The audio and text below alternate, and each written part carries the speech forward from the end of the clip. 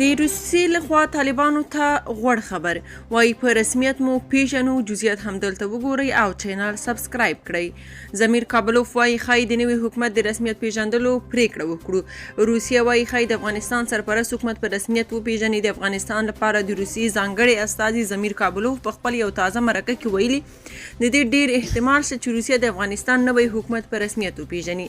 هغه زیاته کړې چې بهرنی چارو وزارت له ولسمشر پوتین سره په دې اړه مشورې کړې دي او په خبره یې د رسمیت په مسله کې مسکو د واشنګټن لاره نه تعقیبوي.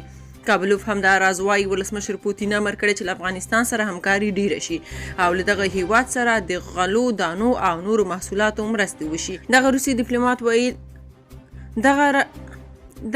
ډیپلوماټ دغه راز ویلي چې ټاکل شوي په نږدې ورځو کې د افغانستان د بهرنی چارو وزارت مرستیال مسکو ته لاړ شي او له روسیې سره د محصولاتو د پیرلو په اړه هوکړه وشي.